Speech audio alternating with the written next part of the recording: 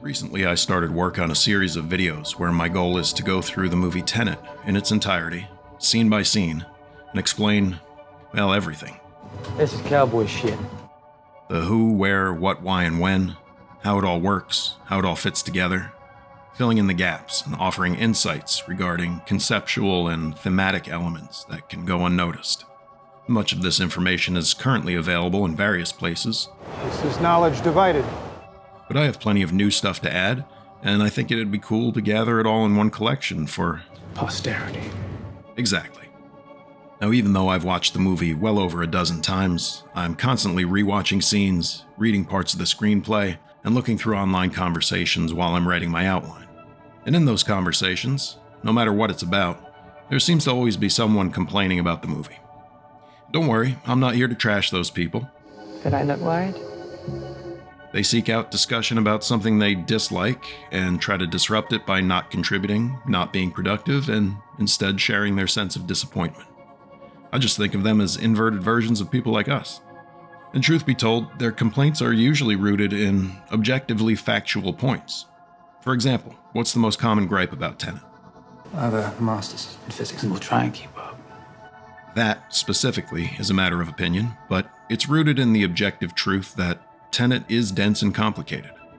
Not a single conversation in the entire movie is devoid of important information, so some of the audience is going to get left behind.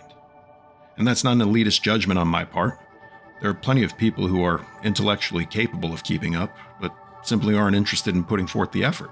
Enough! Not everyone enjoys interacting with a film in that way, and that's perfectly valid.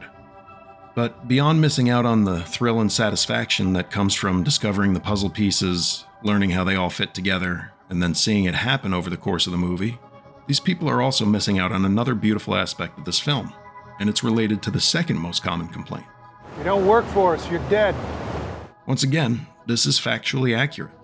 He shows up with no backstory, no motivations aside from duty and survival, no human connections, not even a name. However, I think it's a mistake to attribute this to poor writing or even to consider it a fault. No, you've missed the point. On the contrary, this is intentional, and I believe that it adds far more to Tenet as an experience and a work of art than it detracts from it as simple entertainment. And that's because the parts that make up Tenet exist as they do to serve its core concepts, possibly more so than any other mainstream movie I can think of. Whether it's bungee jumping both into and out of a building, trains moving in opposite directions around the protagonist, or the movie starting and ending on the same day in 3 different locations, one where it's raining, another where it's arid desert, and another where it's all water. There's so much in this film that draws on the philosophy that what we've done in the past influences the future as much as our hopes and designs for the future have influenced our past. And our experience in that, what we call the present, is simultaneously influenced by and affecting both directions. You have started looking at the world in a new way. So, how does the protagonist being a blank slate serve that concept? Well, the events of the movie, what we experience with him, that's his backstory. The stakes of those events, the sacrifices made, the obstacles overcome, that's his motivation. The relationships, the camaraderie, the trust, that's his human connection. Not just to propel his character through the events of the movie, but to lead that protagonist, in whatever manner we choose to imagine, through all of the important work he's yet to do in his future. You've known me for years. Christopher Nolan has, essentially, sacrificed his main character in order to reinforce his theme. And what the haters may never understand or appreciate is just how brave and impactful an artistic decision this was. Because of this, Tenet is so much more than a cookie-cutter hero's journey. All at once, it's equal parts origin story, redemption arc, and heroic tragedy.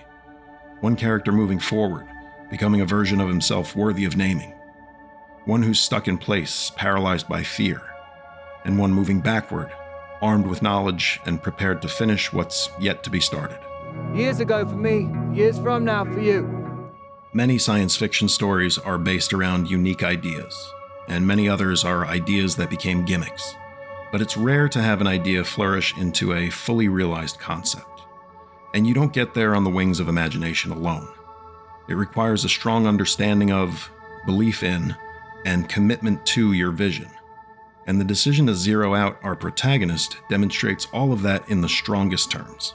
I'm the protagonist of this operation. You are a protagonist. Now, this video probably won't change any minds. If you enjoyed Tenet, maybe it helped you better understand why that is. And if you didn't enjoy it, you probably still have good reasons not to. But here's the thing.